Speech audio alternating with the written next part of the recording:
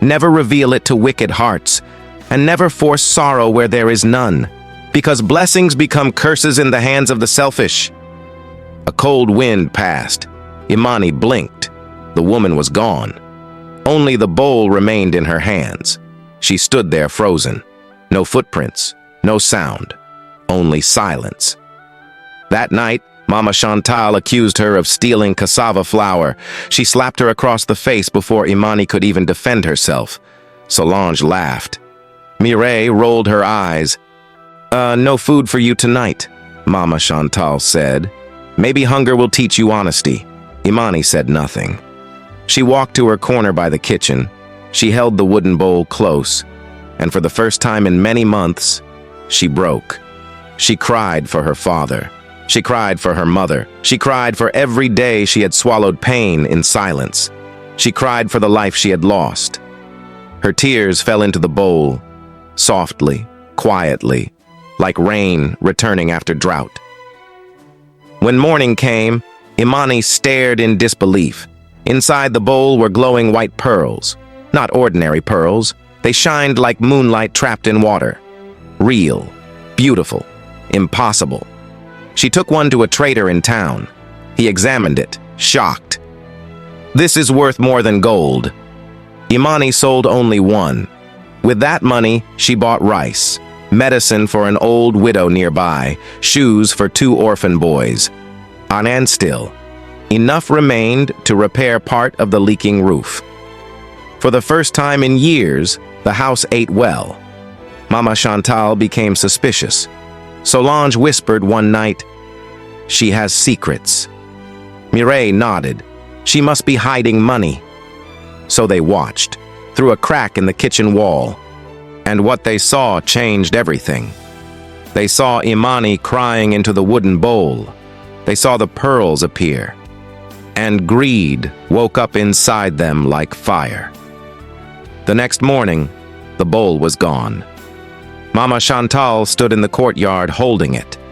Her eyes burned with victory. "So this is your magic," she laughed.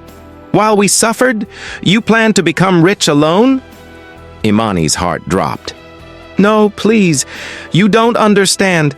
"Silence!" Mama Chantal ordered her daughters inside. They locked the door, and they tried. They cried fake tears. Nothing happened. They slapped themselves. Nothing. They cut onions. Still, nothing. Solange screamed in frustration. Mireille threw the bowl against the wall. Mama Chantal grabbed Imani by the arm. "Cry!" she demanded. "Now!" "I can't force it," she slapped her. "Cry!" Imani thought of her parents, of every lonely night, of every insult, and tears came. The pearls appeared. Mama Chantal gasped like she had seen heaven. The next day, she and her daughters rushed to Kigali to sell them. They entered the biggest jewelry market with proud smiles. The merchant touched the pearls, and instantly, they turned into dry white stones, simple stones, worthless. Silence, then shouting, "Fraud! Scammers! Thieves!" Crowds gathered. Police arrived. Mama Chantal screamed. Solange cried. Mireille begged. But before sunset, all 3 were taken away in handcuffs, crying real tears that could no longer save them. Back in Kibuye, the village buzzed with gossip, but Imani said little. That night, she dreamed of the old woman. She stood beside Lake Kivu under a full moon. The water shimmered silver. "You were tested," the woman said, "and your heart remained clean." Imani lowered her head. "I wanted revenge sometimes." The woman smiled. "But you chose mercy. That is why the blessing stayed." She touched the wooden bowl. "Now use it wisely, not to become rich, but to become light for others." When Imani woke, the bowl was beside her, warm again, alive, and so her life changed, not with pride, not with greed, but with purpose, one pearl at a time. She drilled a borehole so no woman would walk miles for water again.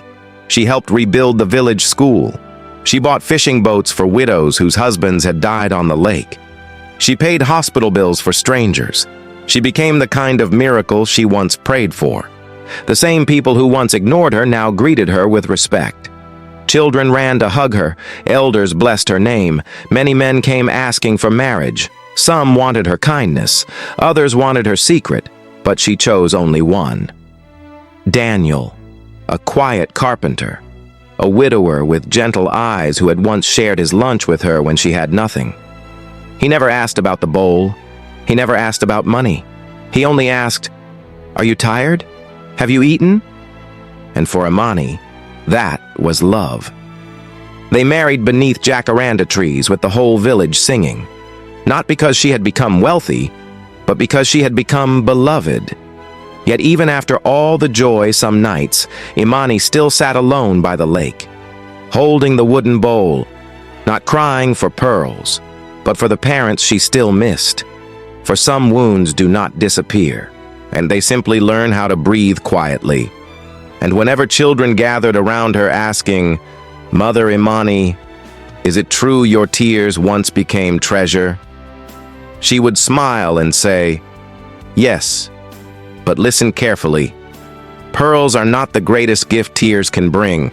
Sometimes tears wash your heart clean enough for you to become the blessing someone else is praying for."